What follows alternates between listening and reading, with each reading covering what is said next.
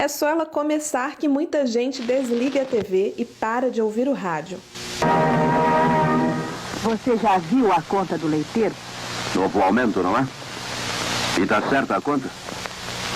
Infelizmente está. O jeito é votar no Jânio. Jânio é a única esperança do Brasil. Eu acredito que hoje banalizou bastante, né, a questão da política, candidato ataca o outro.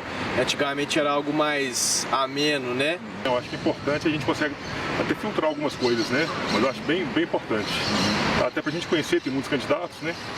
E dá para passar de uma forma superficial as propostas, né? Assim, propostas que não tem outro método. Não existe outro método.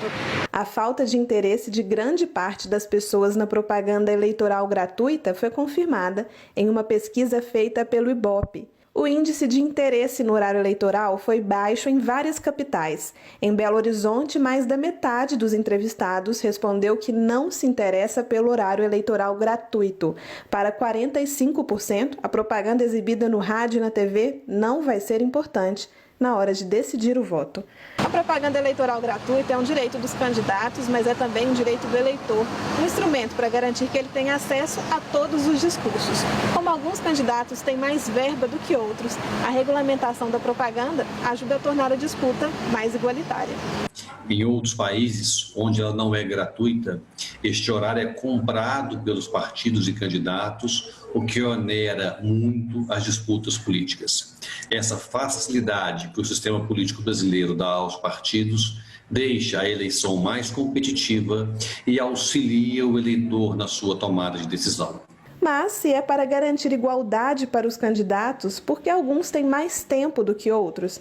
A divisão do tempo para cada partido é feita com base em um cálculo de representação da sigla no Congresso Nacional. 10% do tempo total é dividido igualmente entre os partidos e coligações, e 90% é dividido proporcionalmente ao número de representantes na Câmara dos Deputados. A propaganda eleitoral, ao valorizar os partidos, valoriza a política em vez de valorizar o dinheiro, ou em vez de valorizar, às vezes, um partido que não tem uma penetração na sociedade, uma representatividade. Dá mais espaço para aqueles que têm mais voz no Congresso Nacional. E é bom lembrar, o Congresso Nacional é a casa do povo. O desinteresse na propaganda não é um fenômeno isolado, ele tem relação com a crescente falta de confiança da população nos políticos. O desgaste também tem a ver com outros fatores, como a pandemia. O eleitor está cansado também pelas más notícias que ele vê sobre a política nos últimos tempos.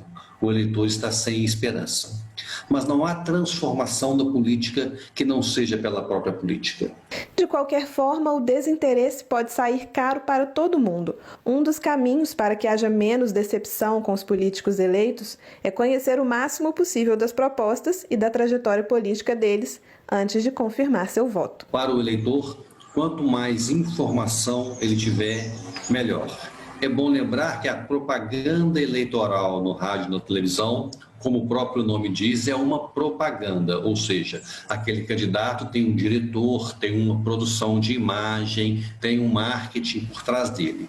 Então, para além de acompanhar as propagandas de cada um dos candidatos, que é sim uma boa maneira de conhecer sobre quem são os candidatos e o que eles propõem, mas é necessário também que haja debates, que haja entrevistas individuais com os candidatos e, por que não, o eleitor sozinho pesquisar sobre qual é a vida daquele candidato, qual é o programa de governo que ele propõe para a cidade e qual é a condição que ele tem de fato implementar este programa.